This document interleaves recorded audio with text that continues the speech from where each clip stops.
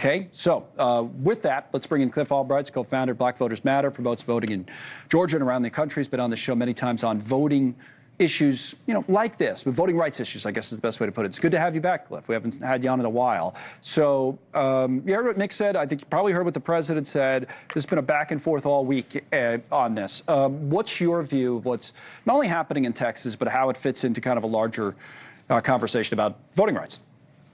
Yeah. So thanks for having me. I'm not at all surprised that Mick Mulvaney would come on national television and say things that he blatantly knows is not true. He knows that, such as the fact that that this redistricting, that this gerrymandering only happens in Democratic states.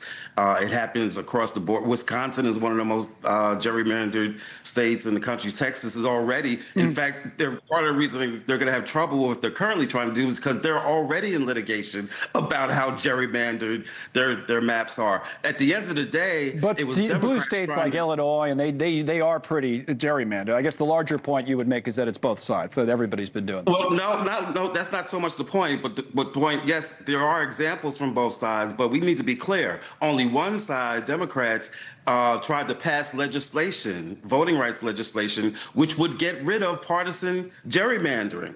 Republicans filibustered that and blocked that. It is only in Democratic states, including California, where you've seen efforts to do bipartisan independent commissions, including California, including New York. There is not a single red state that has done so. And so it's not so much a both sides argument. One side has clearly been trying to deal with this issue of gerrymandering, while the other side, Republicans, have been making it worse. But the other thing I need to say very quickly is that we need to be clear that in Texas, this is not an issue of partisan gerrymandering. This is racial gerrymandering, right? Which still, even with this Supreme Court, still is unconstitutional.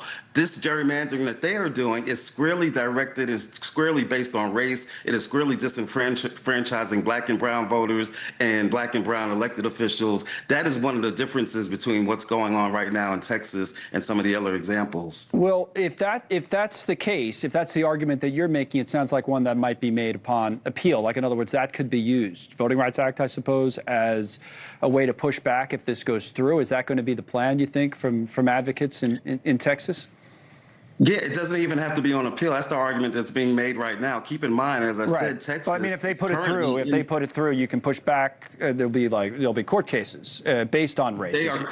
They are currently in litigation. Oh, right, I want the audience to understand. They are currently in litigation where they are arguing, the state of Texas is arguing, no, there was no racial gerrymandering in the current districts. That was strictly political. But right now, what they are trying to say is, oh, we need to undo those maps, which, by the way, Republicans created. We need to undo those maps because of this racial issue, right? That's exactly what the letter from the Department of Justice said. You need to undo these districts because of race. That is the argument that Governor Abbott has made. And so they are literally saying something now that directly contradicts what they've been saying in the current court case. They can't have it both ways. Okay, California, then. So we were talking about that as well. So basically, Newsom's point is like, all right, you're doing this now, and I wasn't going to plan to do this right now, but I will. And Mick says he doesn't think they're going to be able to because it's already too gerrymandered. So I guess that's a two-part question. What's the end game? Can California become essentially more blue, in your view? And then the second part is it the quote-unquote right thing to do? Should you fight fire with fire, as Governor Newsom has said?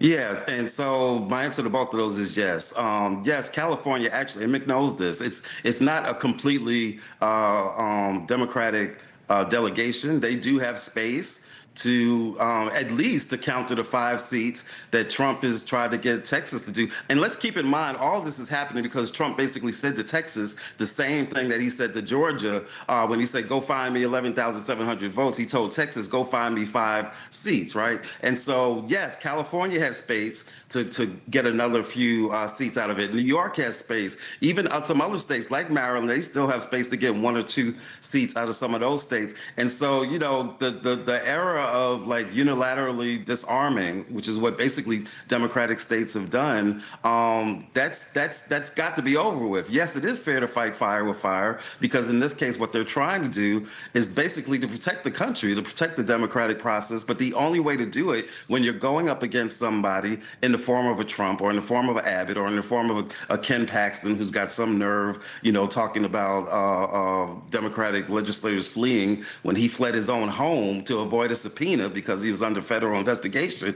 But, the only way to fight when you're fighting with these kinds of people that have absolutely no ethics when it comes to these matters is for you to use some measures that you wouldn't normally want to use. Well, we like to get all views, Cliff, as you know, you've been on before, and we're happy to get yours as part of it today. So thanks for coming back on with us. It was good to see you again.